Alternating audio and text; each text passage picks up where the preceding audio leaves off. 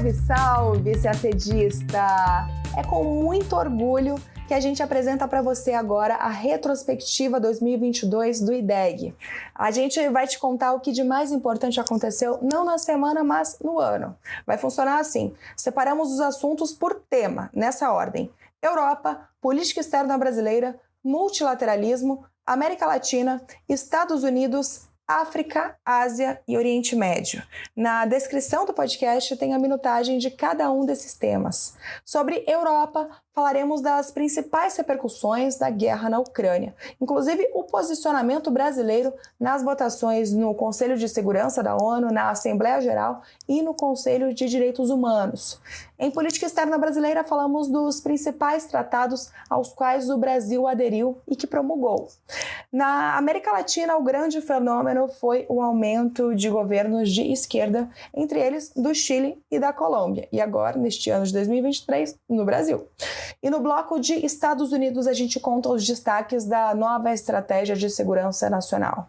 Na África, falamos do acordo de cessar-fogo no Tigré, na Etiópia. Na Ásia, tivemos continuidade do poder na China e instabilidade em Taiwan e na Coreia do Norte. E por fim, no bloco de Oriente Médio, falamos da onda de protestos que abalou o regime político do Irã.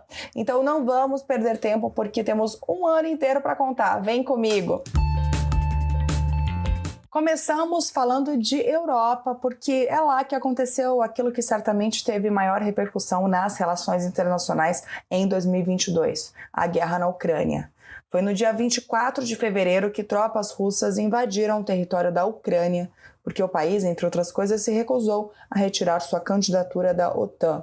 O maior conflito na Europa desde a Segunda Guerra, que não parece estar perto de terminar, já resultou em múltiplas crises: humanitária, energética, econômica, alimentar, mas também em uma grande reconfiguração de polos de poder no sistema internacional. Estados Unidos e Europa passaram a gastar bilhões em armas para a Ucrânia e a impor pesadas sanções aos russos. Já a China só reforçou seus laços com a Rússia. A gente separou entre tantas notícias da guerra aquelas só que interessam a você que está se preparando para a carreira diplomática.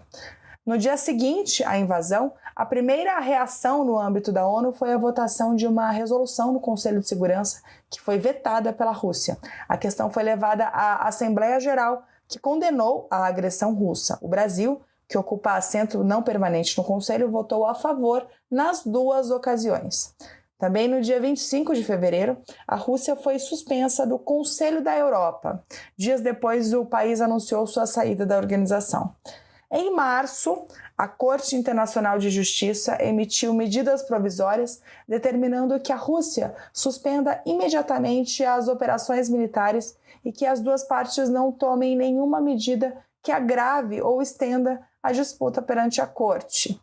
Também em março, o Tribunal Penal Internacional abriu uma investigação sobre alegações de crimes de guerra e contra a humanidade na Ucrânia. Em abril, a Assembleia Geral da ONU adotou uma resolução que suspende o status da Rússia como membro do Conselho de Direitos Humanos. O Brasil, que é membro do CDH, se absteve.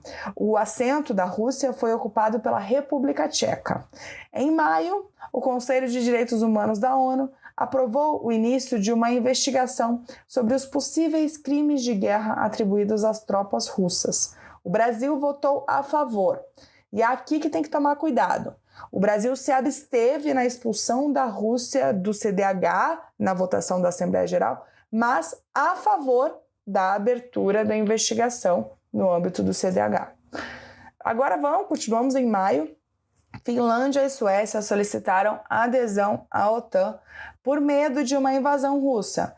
Em julho, os 30 países integrantes da aliança assinaram um protocolo de adesão, permitindo que os dois países se juntem à aliança assim que os parlamentos ratificarem a decisão. Quase todos já ratificaram até 2023, até esse começo de 2023. Só a Turquia e a Hungria que não.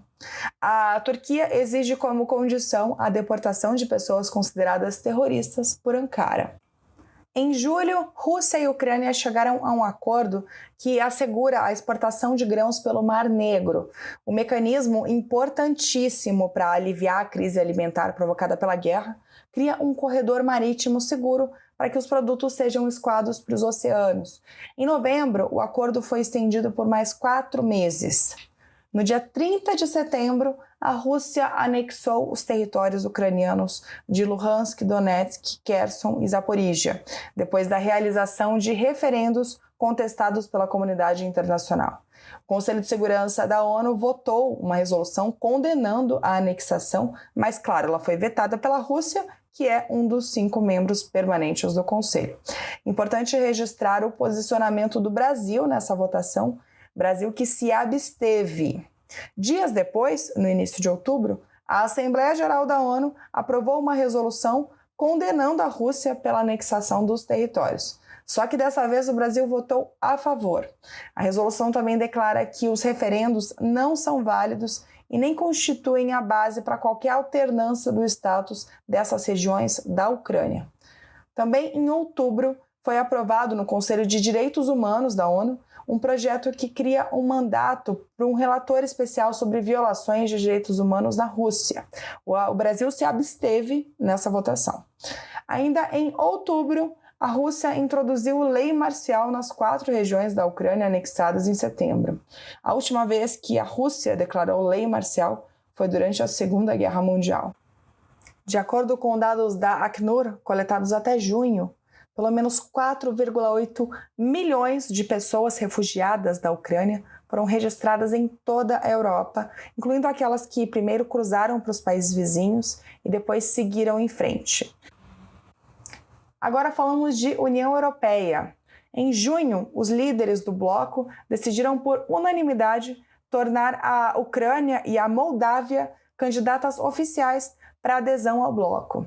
Com mais essa decisão, os países da União Europeia reafirmam seu apoio à Ucrânia desde a invasão russa.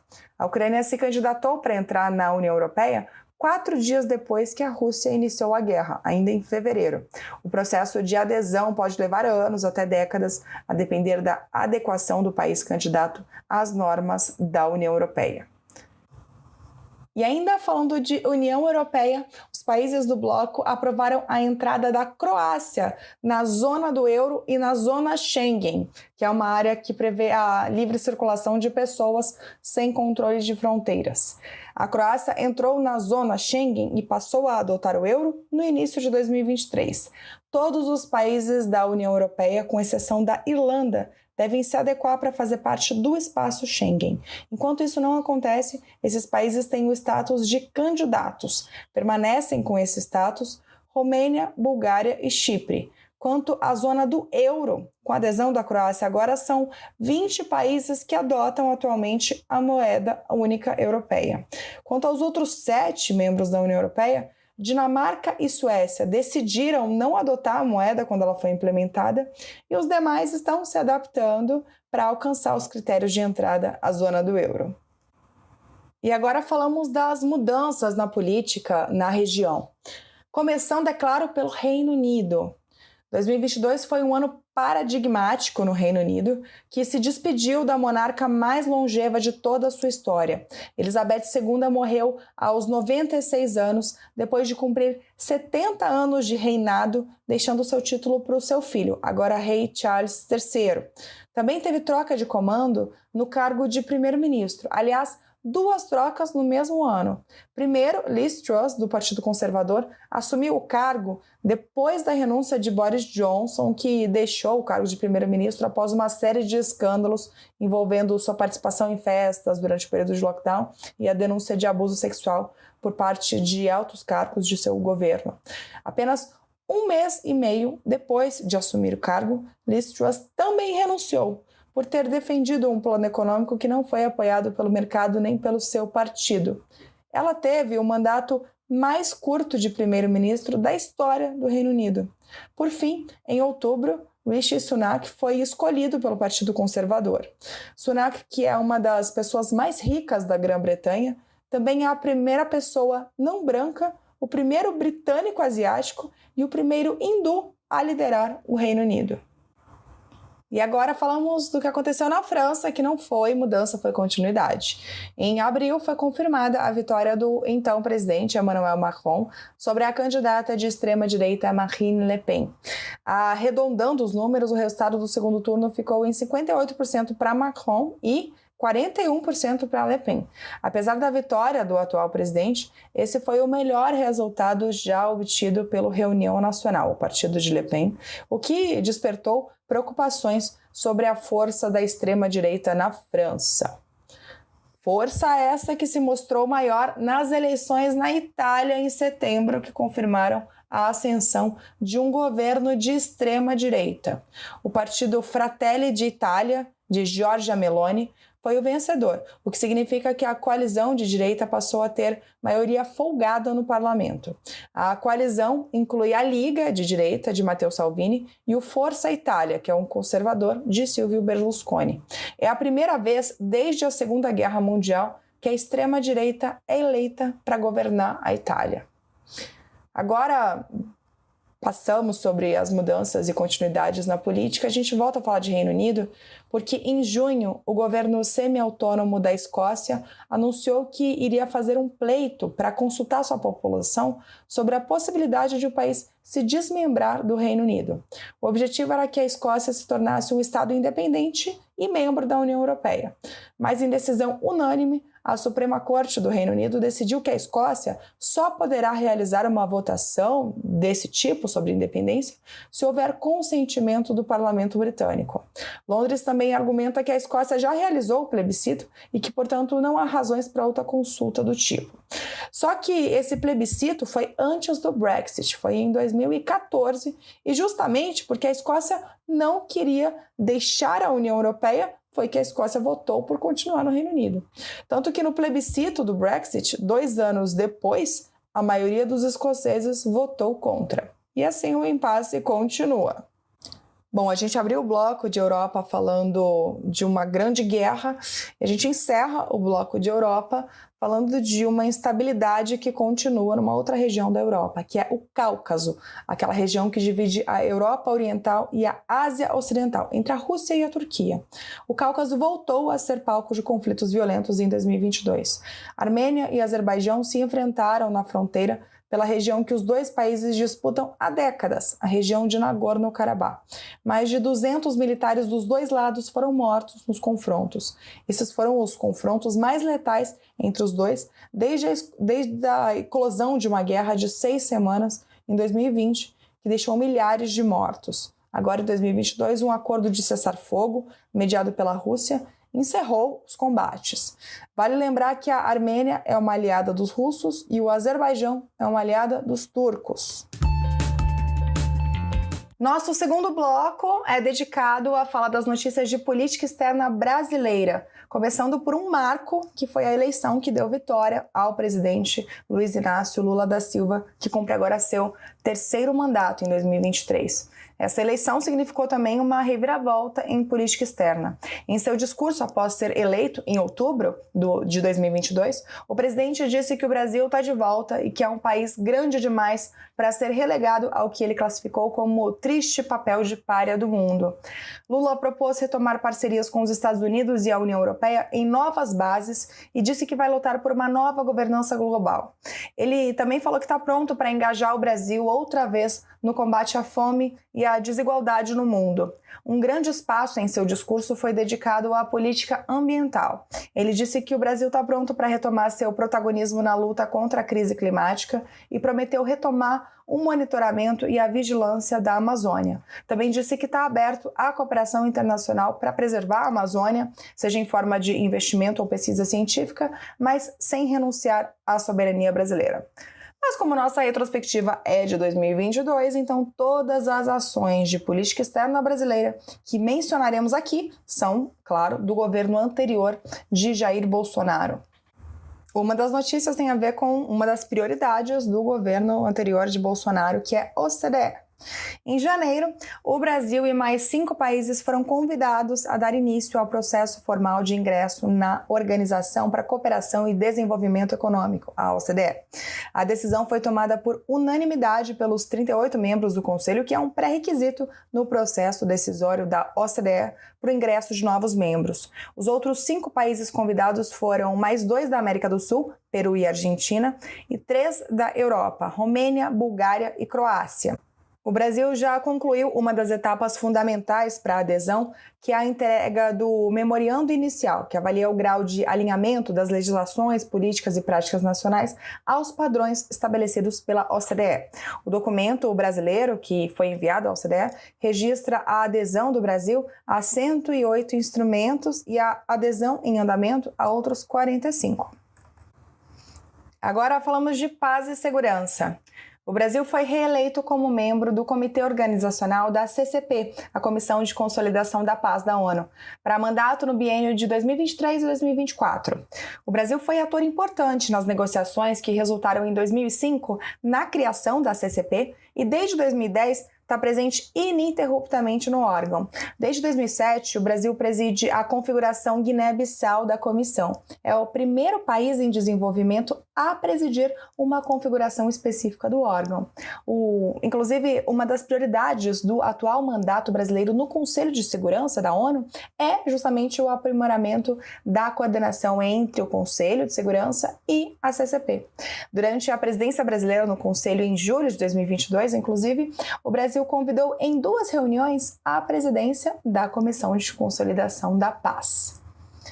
E o Brasil também foi eleito para presidir o Grupo de Supridores Nucleares, o NSG, para o biênio também de 2023 e 2024. O NSG é um regime de controle de exportações constituído para promover a coordenação de políticas nacionais de seus 48 governos participantes no controle de transferência de bens e tecnologias sensíveis na área nuclear. O objetivo é garantir que esse material exportado seja usado para fins exclusivamente pacíficos.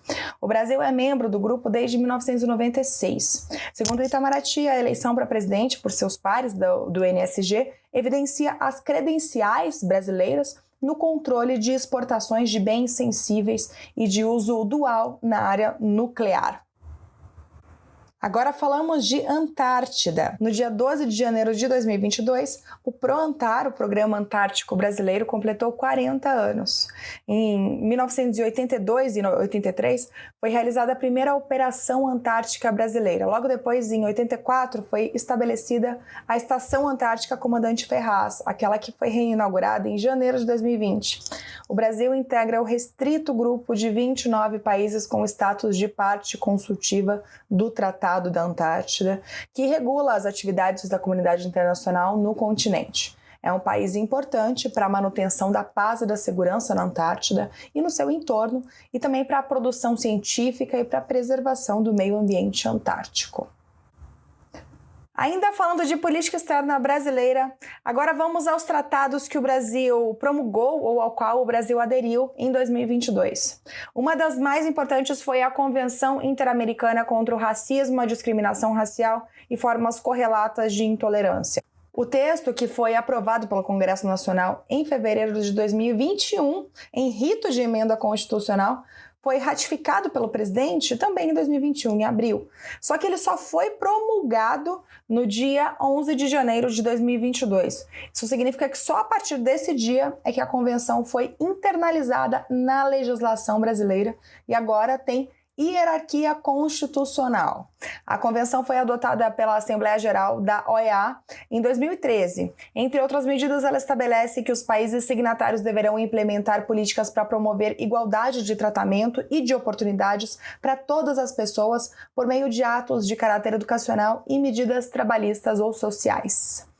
Outro tratado é o ATT, já explico o que é. Bom, o presidente Jair Bolsonaro promulgou esse tratado em agosto, é o Tratado sobre Comércio de Armas. A sigla é TCA em português ou ATT em inglês. O Brasil já havia ratificado o tratado em 2018 e agora, com a promulgação, o acordo passa a estar incorporado ao ordenamento jurídico brasileiro.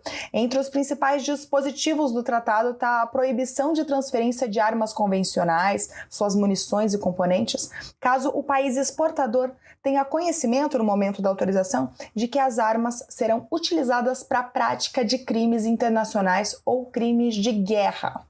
Outra convenção foi a Convenção de Budapeste, a qual o Brasil aderiu em novembro. O nome da convenção completa é Convenção sobre o Crime Cibernético. O acordo tem por objetivo facilitar a cooperação internacional no combate aos crimes cibernéticos. E concluído esse último passo do processo de adesão, o Brasil passa a ser parte do acordo. A convenção foi celebrada em 2001 no âmbito do Conselho da Europa e reúne mais de 60 membros, inclusive 8 nações latino-americanas. Agora, como Estado parte, o Brasil contará com ferramenta adicional para combater de forma efetiva o crime cibernético, que é um tipo de delito que exige muita cooperação internacional e de forma rápida. E, por fim, o Brasil depositou junto às Nações Unidas a Carta de Aceitação da Emenda de Kigali ao Protocolo de Montreal. Vamos por partes. O que é o Protocolo de Montreal? Ele, que é de 1987, ele tem o objetivo de proteger a camada de ozônio e, portanto, estabeleceu compromissos vinculantes entre os estados para a eliminação do gás mais nocivo a ela, que é o gás CFC. Ele é um dos acordos ambientais mais bem-sucedidos da história. O CFC já deixou de ser produzido no Brasil em 1999 e no mundo em 2010. Claro, o Brasil sempre foi parte do Protocolo de Montreal. Agora, a emenda de Kigali, esse protocolo, ela tem por objetivo eliminar até 2045 o consumo de outro gás, que é o HFC, que é usado em refrigeração e ar-condicionado, por exemplo. Embora os HFCs não tenham o potencial de destruição da camada de ozônio, sua utilização apresenta alto potencial de aquecimento global. Com a ratificação da emenda de Kigali, o Brasil se compromete a congelar a linha de base do consumo de HFCs em 2024 e reduzir em 10% o consumo dessas substâncias até 2029. E calma que o bloco de política externa brasileira não acabou. Por fim, a gente destaca a eleição de brasileiros em instituições e órgãos fundamentais na política internacional. São 4, já vou dar o spoiler. CIJ, BID, CJI e OPAS. Primeiro, CIJ.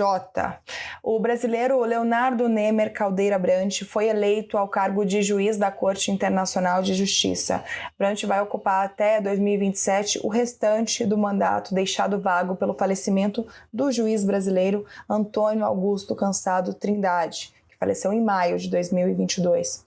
A Corte Internacional de Justiça tem 15 juízes que cumprem mandato de 9 anos e a corte está sediada em Haia, na Holanda. A CIJ julga questões entre estados e responde a consultas de órgãos ou agências especializadas das Nações Unidas. E agora a gente fala de BID. O ex-presidente do Banco Central do Brasil, o economista Ilan Goldfein, se tornou o primeiro brasileiro a presidir o Banco Interamericano de Desenvolvimento, uma das principais fontes de financiamento para o desenvolvimento econômico e social da América Latina e do Caribe. A eleição no BID ocorreu após a saída do norte-americano Maurício Claver Carone, indicado para presidir a instituição pelo ex-presidente norte-americano Donald Trump em 2020. Ele foi destituído em uma assembleia ocorrida em setembro de 2022, sob a acusação de manter relações íntimas com uma funcionária e de retaliar funcionários que denunciaram a relação. Ilan assumiu o posto em dezembro de 2022 para mandato de 5 anos. Ele listou como prioridades projetos para combater a fome, promover a cooperação entre países e fomentar crescimento com inclusão social, diversidade e preservação ambiental. Agora a CJI, que é um nome um pouco menos conhecido, né? Bom, o professor Jorge Rodrigo Bandeira Galindo foi reeleito como membro da CJI, que é a Comissão Jurídica Interamericana. A CJI é o único órgão da OEA com sede no Brasil, no Rio de Janeiro. Ela é o corpo consultivo da organização em assuntos jurídicos e tem a competência de promover o desenvolvimento progressivo e a codificação do direito internacional no continente americano. O professor Galindo é consultor jurídico do Itamaraty desde 2016 e assumiu em 1º de janeiro de 2023 um novo mandato de 4 anos da CJI na qualidade de vice-presidente do órgão. Por fim, o brasileiro Jarbas Barbosa foi eleito diretor da Organização Pan-Americana da Saúde, a OPAS. O médico pernambucano, que era vice-diretor da OPAS desde 2018, disse que uma de suas prioridades é concluir o trabalho para acabar com a pandemia de Covid-19. Ele acredita que a região precisa aumentar a capacidade de produção de insumos médicos para não depender de importações em uma eventual emergência. Barbosa tomou posse em fevereiro de 2023. A Organização Pan-Americana de Saúde, que foi fundada em 1902, é a agência especializada em saúde do sistema interamericano e também atua como escritório regional para as Américas da OMS, a Organização Mundial da Saúde. E agora, nesse terceiro bloco, a gente fala exclusivamente de multilateralismo. Começamos com comércio internacional. Em junho, ocorreu em Genebra, na Suíça, a MC12, a 12ª Conferência Ministerial da OMC, a Organização Mundial do Comércio. Um dos principais resultados da reunião foi a aprovação do acordo sobre subsídios à pesca. Também saiu da MC12 uma decisão ministerial importante sobre o acordo TRIPS. Foi admitida a concessão de waiver a certos requisitos do TRIPS, que é de propriedade intelectual, para o uso de licenciamento compulsório para a produção de vacinas contra a Covid-19. E outro destaque foi a decisão sobre a nova prorrogação da moratória à cobrança de tarifas sobre o comércio eletrônico. Agora falamos de sistema ONU. A Assembleia Geral da ONU aprovou por ampla maioria mais uma resolução pedindo o fim do embargo norte-americano a Cuba. Mais uma vez, o Brasil se absteve junto com outros 6 países. Apenas 2 votaram contra, os Estados Unidos, naturalmente, e Israel. E 185 votaram a favor. A resolução, que não tem caráter vinculante, foi aprovada pela 30ª vez desde 1992. Desde o primeiro ano da votação até 2018, o Brasil sempre votou a favor da resolução. Em 2019, o Brasil, sob a chancelaria de Ernesto Araújo, se juntou a Israel e aos Estados Unidos e pela primeira vez votou contra. Em 2021, sob o comando de Carlos França no MRE, o Brasil se absteve. Em 2022, se absteve mais uma vez. Outra notícia super importante sobre a Assembleia Geral. A GNU adotou uma resolução que estabelece a necessidade de uma reunião imediata na Assembleia a cada vez que um ou mais países com assento permanente no Conselho de Segurança da ONU exerça seu direito a veto. Ou seja, o Conselho de Segurança vetou uma resolução, a pauta vai para um debate na Assembleia Geral da ONU, que não significa necessariamente a votação desse tema, é apenas a obrigatoriedade de um debate. Em junho deste ano, a Assembleia Geral se reuniu pela primeira vez em decorrência dessa resolução. No caso, foi discutido o duplo veto de China e Rússia a um projeto de resolução de iniciativa dos Estados Unidos condenando o lançamento de mísseis balísticos pela Coreia do Norte. E ainda falando de ONU agora, Conselho de Segurança. A Assembleia Geral da ONU elegeu 5 novos membros não permanentes do Conselho para o biênio 2023-2024. São eles Moçambique, que teve o maior número entre os concorrentes, seguida de Equador, Japão, Malta e Suíça. Em 1º de janeiro de 2023, os novos membros já substituíram Índia, Irlanda, Quênia, México e Noruega. Outros 5 membros não permanentes, Albânia, Brasil, Gabão, Gana e Emirados Árabes, têm mais um ano pela frente. Agora falamos de saúde. O Brasil foi escolhido por consenso para representar as Américas no órgão que coordenará os trabalhos do Grupo de Negociação Intergovernamental, criado pela OMS, Organização Mundial da Saúde, para discutir um projeto de instrumento internacional sobre pandemias. Além de Brasil, África do Sul, Egito, Holanda, Japão e Tailândia participam desse grupo que vai criar esse futuro tratado. Ao fim do processo, em 2024, a expectativa é chegar a um novo instrumento que fortaleça a capacidade global para enfrentar futuras emergências sanitárias. E ainda falando de OMS, em julho, a organização declarou que a varíola dos macacos configura emergência de saúde pública de interesse internacional. A decisão não foi consensual entre membros do Comitê de Emergência da OMS, mas o diretor-geral decidiu ir adiante com a declaração. Ele destacou que o vírus estava se espalhando rapidamente por diversos países, o que aumenta o risco de disseminação internacional. Outra preocupação expressada por ele diz respeito ao potencial do vírus de interferir em viagens de um país para o outro, como ocorreu com a Covid-19, mas a OMS ainda considera o risco baixo. Falamos agora de agenda ambiental. Em novembro, ocorreu a COP27 em Sharm el-Sheikh, no Egito. O nome oficial é a 27ª Conferência das Partes da UNFCCC, que por sua vez é a Convenção Quadro das Nações Unidas sobre a Mudança Climática. A conferência é o principal foro para que os estados discutam a mudança climática. Ao final de 2 semanas de intensas negociações, os países participantes chegaram a um acordo sobre a criação de um fundo de perdas e danos para compensar as nações mais vulneráveis aos desastres climáticos e que pouco contribuíram para a crise climática. Os detalhes do funcionamento desse fundo ainda não foram definidos. Por exemplo, que países que vão financiar, que países que vão receber os recursos, sob que condições e por aí vai. O que se definiu foi a criação de um comitê temporário especial para propor as regras de funcionamento. O comitê terá 1 ano para trabalhar e pretende apresentar novas propostas na COP28, que acontecerá no fim de 2023 nos Emirados Árabes Unidos. Outra notícia envolvendo o meio ambiente é que a Assembleia Geral das Nações Unidas para o Meio Ambiente aprovou um acordo histórico para criar o primeiro Tratado Global de Poluição por Plástico. A resolução foi aprovada em março, em Nairobi, no Quênia, onde fica a sede do PNUMA, o Programa das Nações Unidas para o Meio Ambiente. O objetivo é criar, até 2024, um tratado vinculante que consiga conter a crescente produção de plástico no mundo. O texto deve conceituar oficialmente o plástico como uma ameaça ao meio ambiente. E por fim, notícia importante de demografia. A população mundial chegou a 8 bilhões de habitantes no dia 15 de novembro de 2022. De acordo com um relatório da ONU que divulgou esses dados, a população global chegará ao seu auge na década de 2080, com 10,43 bilhões de habitantes, e deve ficar nesse nível até 2100, quando começará a diminuir.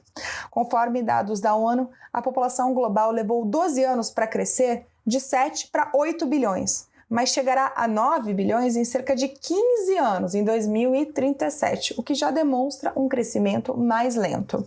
A China, tradicionalmente o país mais populoso do mundo por décadas, já apresenta uma diminuição significativa no crescimento e por isso deve ser passada pela Índia neste ano, em 2023. E o nosso quarto bloco é sobre a América Latina. E primeiro damos um panorama geral. Com a eleição do presidente Lula, os 6 países mais populosos e principais economias da América Latina passam a ter, a partir de 2023, presidentes de esquerda ou centro-esquerda. México, Argentina, Peru, Brasil, Colômbia, Chile, sendo esses 2 últimos novidades de 2022, porque foram presidentes que tomaram posse já em 2022, e o Brasil, no caso, foi uma novidade de 2022, mas Lula só tomou posse em 2023.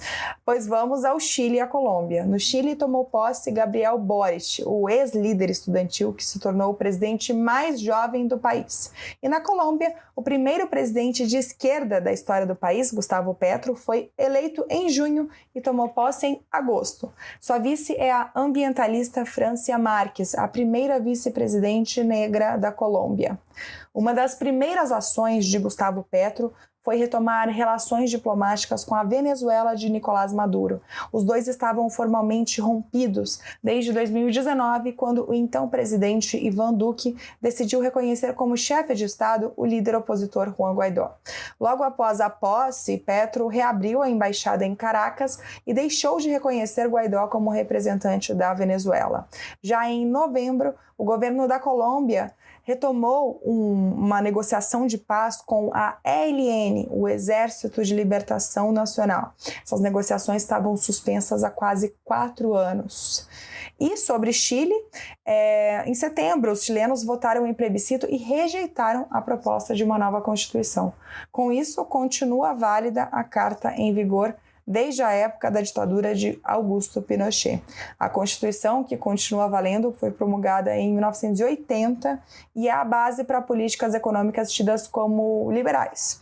O atual presidente chileno, Gabriel Boric, defendia a nova Constituição. Ele disse que o resultado mostrou que os chilenos ficaram insatisfeitos com a proposta realizada, mas deixou claro que o processo para uma nova Carta Magna deve continuar. Agora falamos de Argentina. Em fevereiro, o país assinou com a China um acordo para participar da iniciativa da nova Rota da Seda. A China pretende investir 23 bilhões de dólares na infraestrutura argentina nos próximos anos, inclusive na 4ª usina nuclear do país. A iniciativa da nova Rota da Seda é considerada o maior projeto da presidência de Xi Jinping para que a China tenha acesso a mercados internacionais e atraia países para sua esfera de influência. A ideia é ligar várias partes do mundo por meio de ferrovias, portos e outras obras de infraestrutura financiadas pelos chineses. Entre as principais nações latino-americanas, apenas México, Brasil e Colômbia não estão vinculados a Pequim por um acordo no âmbito da nova Rota da Seda. Outra notícia sobre a Argentina é que, em dezembro, a vice-presidente do país, Cristina Kirchner, foi condenada pela justiça a 6 anos de prisão.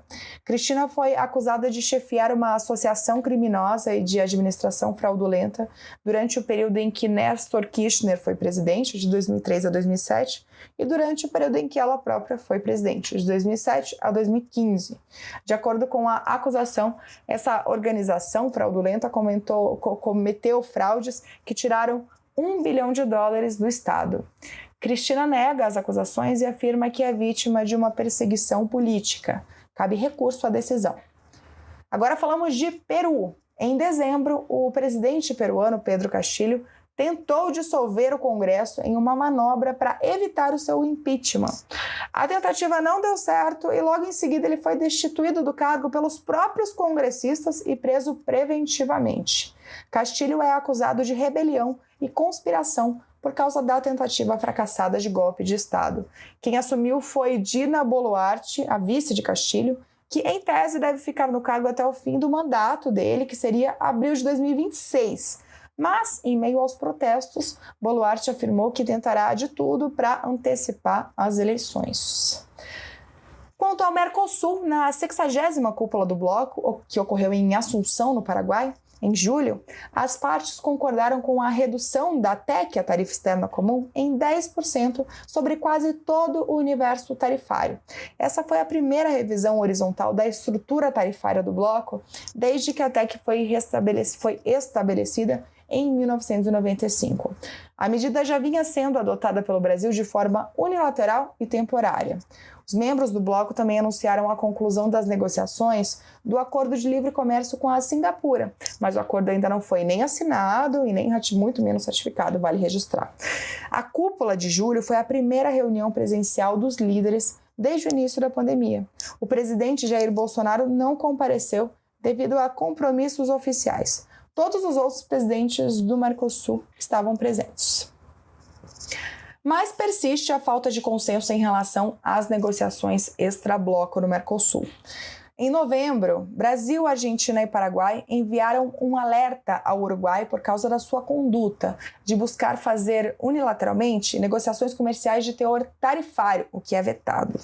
Os países membros do Mercosul não podem celebrar com um país de fora, um demais país, um acordo comercial que envolva tarifas por fora do bloco, de maneira unilateral. Só que o governo uruguaio vem dizendo que essa regra não está em vigor para o Uruguai porque ela nunca foi internalizada no país. O Uruguai já tinha declarado que iria negociar com a China e no dia seguinte ao alerta dos seus sócios do Mercosul, ele dobrou a aposta, anunciou que pediu adesão ao CPTPP, o Acordo Abrangente e Progressivo para a Parceria Transpacífica, um grande acordo de livre comércio.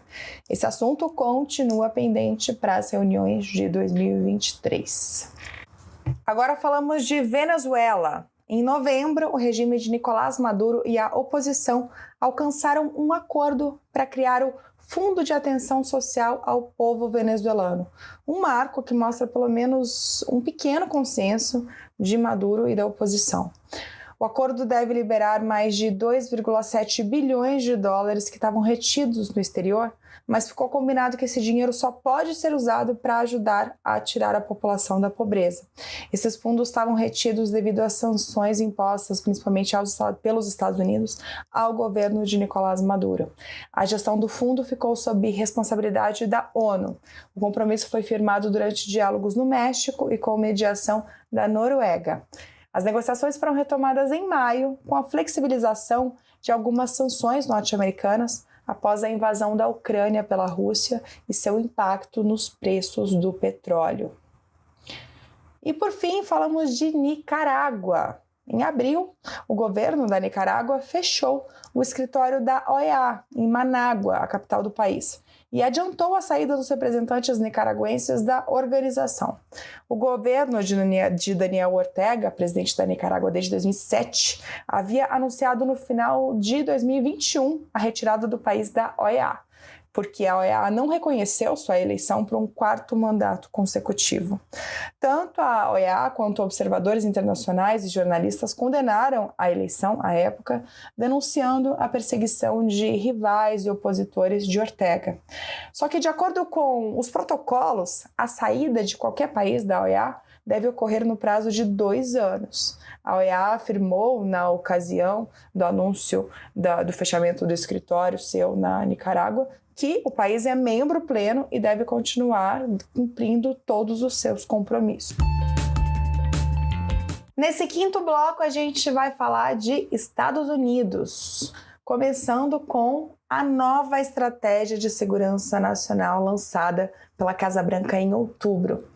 Em resumo, as prioridades dessa nova estratégia que foi lançada são conter a ascensão da China, frear as ameaças da Rússia e agir para reparar as fraturas na sociedade americana. Essas 3 coisas.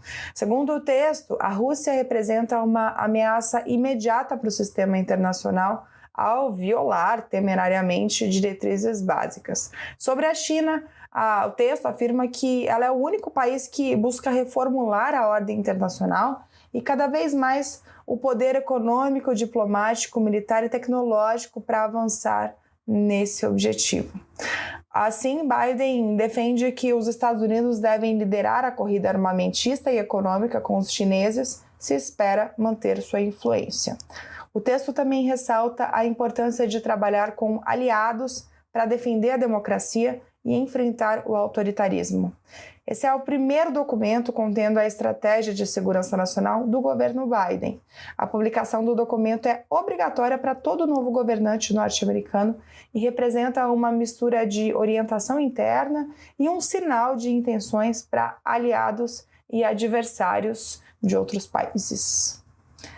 E também, agora em novembro, ocorreram as eleições de meio de mandato nos Estados Unidos, as chamadas midterms, para renovar todos os 435 assentos da Câmara e 35 dos 100 assentos no Senado. Também foram escolhidos governadores de 36 estados, além de representantes para uma série de cargos locais.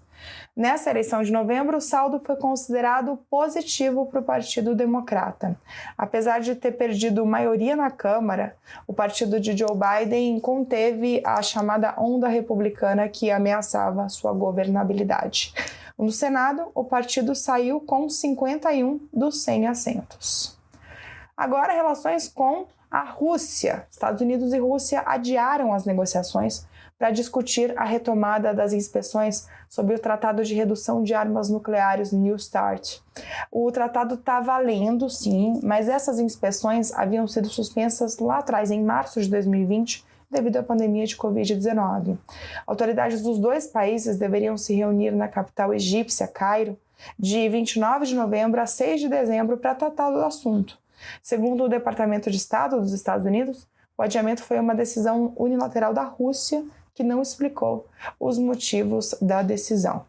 Os Estados Unidos solicitaram a retomada das inspeções em agosto, alegando que elas são imprescindíveis para mitigar os riscos de um conflito nuclear, principalmente agora durante a guerra na Ucrânia. Agora sobre relações bilaterais com o Brasil. A Comissão de Comércio Internacional dos Estados Unidos decidiu não prorrogar as medidas antidumping e compensatórias contra as exportações brasileiras de produtos de aço laminados a quente e a frio. Eles concluíram que aquelas medidas que favoreciam as exportações brasileiras foram extintas, não existem mais. E isso deixou de ser um problema para a indústria norte-americana, que deixou de se sentir prejudicada.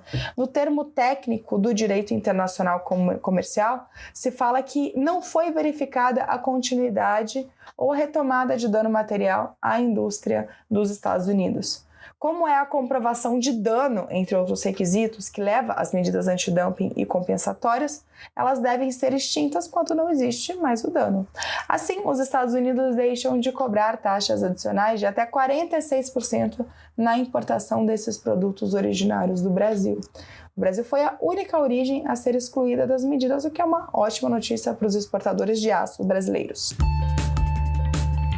E agora, nesse bloco, falamos exclusivamente de África. Uma das grandes notícias do ano foi o acordo de cessar-fogo envolvendo as partes do conflito no Tigré, no norte da Etiópia. A guerra, que eclodiu em novembro de 2020, coloca forças regionais do Tigré contra o Exército Federal da Etiópia e seus aliados, que incluem a vizinha Eritreia. O conflito já matou milhares, deslocou milhões e deixou centenas de milhares de pessoas enfrentando a fome. Em novembro, o governo da Etiópia e os rebeldes concordaram em cessar as hostilidades sob mediação da União Africana, em um acordo que inclui um processo de desarmamento e a restauração da lei e da ordem, dos serviços e do acesso irrestrito a suprimentos humanitários na área do Nordeste etíope. Falamos agora de CPLP, a Comunidade dos Países de Língua Portuguesa. Nem todos os países da CPLP são africanos, inclusive o próprio Brasil, mas a gente colocou aqui na seção África porque a maioria é de países africanos. Pois bem, a notícia é que a CPLP concluiu a ratificação do Acordo de Mobilidade por todos os Estados-membros. O processo foi concluído depois que a Guiné Equatorial, o último país que faltava, efetuou o depósito de instrumento de ratificação em novembro. O acordo sobre a mobilidade entre os Estados-membros da CPLP estabelece um quadro de cooperação entre todos os Estados de uma forma flexível e variável. Fica a cargo de cada país implementar medidas de integração, tendo em conta as suas próprias especificidades internas na sua dimensão política, social e administrativa. Com a ratificação por parte da Guiné Equatorial, fica concluído este processo pelos 9 Estados-membros da organização. São eles Angola, Brasil, Cabo Verde, Guiné-Bissau, Guiné Equatorial, Moçambique, Portugal, São Tomé e Príncipe e Timor-Leste. Agora falamos das mudanças políticas mais importantes no continente. Burkina Faso sofreu 2 golpes de Estado em 2022. Em janeiro, militares anunciaram a destituição do presidente, a suspensão da Constituição e a dissolução do governo e da Assembleia Nacional, além do fechamento das fronteiras. Eles culparam o então presidente por não conseguir conter o avanço da violência extremista islâmica no país desde 2015. Em outubro, os militares que possibilitaram o golpe depuseram o líder militar que governava o país desde janeiro pelo mesmo motivo, por não conter os avanços de extremistas. Ataques de militantes ligados tanto à Al-Qaeda como ao autodenominado Estado Islâmico já mataram mais de 2.000 pessoas no país e forçaram 1,5 milhão de pessoas a deixar suas casas, segundo estimativas da ONU. Outro golpe foi na Tunísia, mas foi feito pelo próprio chefe de Estado. Em março, o presidente da Tunísia, Kais Saied, anunciou a dissolução do parlamento. A medida, segundo o presidente, foi tomada para preservar o Estado e suas instituições. Em julho de 2021, Saied já tinha suspendido as atividades do Poder Legislativo e em dezembro ele suspendeu a Constituição Nacional. A medida foi tomada em meio a protestos contra o parlamento e contra o primeiro-ministro. De lá para cá, ele governa por decretos. Houve continuidade também em Angola, mas pelas vias democráticas. O presidente da Angola, João Lourenço, foi reeleito em agosto. Desde a independência da Angola de Portugal, em 1976, o país é governado por o mesmo partido, o MPLA, partido de João Lourenço. O UNITA, o partido de oposição, obteve nessas eleições 43% dos votos. Já o partido do atual presidente conseguiu 51%. A margem é a mais apertada desde a independência do país.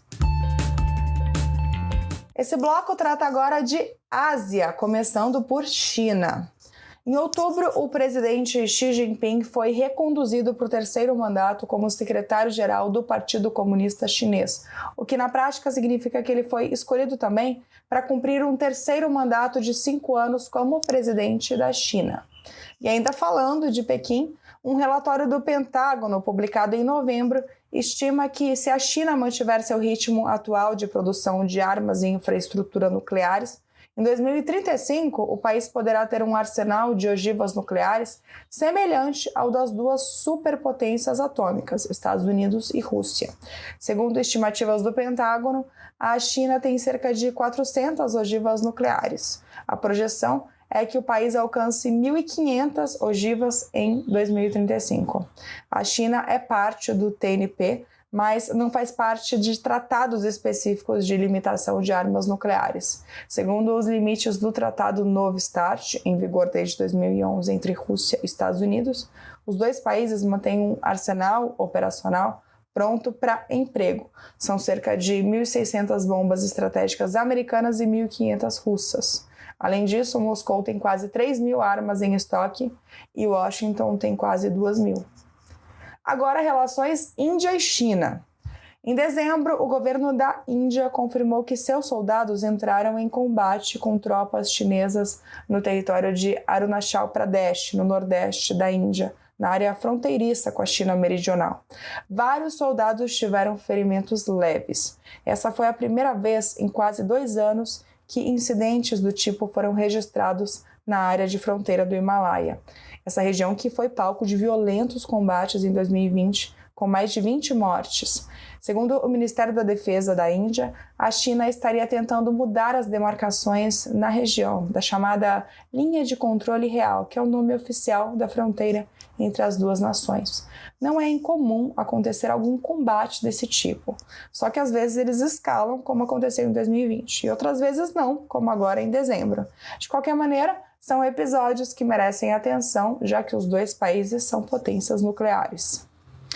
Agora falamos do fator que tem gerado talvez as maiores tensões entre China e Estados Unidos nos últimos anos: Taiwan. Desde que a presidente da Câmara dos Deputados dos Estados Unidos, Nancy Pelosi, desembarcou em Taiwan no início de agosto, a China passou a aumentar suas mobilizações militares nas imediações da ilha. Lembrando que a China considera Taiwan parte de seu território e não admite que qualquer país que tenha relações diplomáticas com Pequim também tenha com Taipei. Mesmo assim, algumas semanas depois da visita de Pelosi, uma delegação formada por 5 congressistas norte-americanos chegou a Taiwan para se encontrar com a presidente Tsai Ing-wen e outras autoridades locais. A escala faria parte de uma viagem maior à região do Indo-Pacífico. A resposta da China foi fazer mais mobilizações militares perto da ilha. E a questão nuclear na Coreia do Norte também continua sendo um assunto preocupante para o Ocidente. O país seguiu aumentando a quantidade de testes de mísseis balísticos, violando mais uma vez resoluções do Conselho de Segurança da ONU. Em março, o país lançou um míssil intercontinental pela primeira vez desde 2017. E em outubro fez ao menos 6 testes de mísseis, incluindo um que passou por cima do Japão.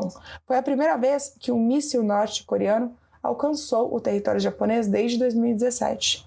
Em resposta aos testes norte-coreanos, Estados Unidos e Coreia do Sul têm realizado exercícios militares conjuntos na região, que segue sendo palco de uma perigosa corrida armamentista.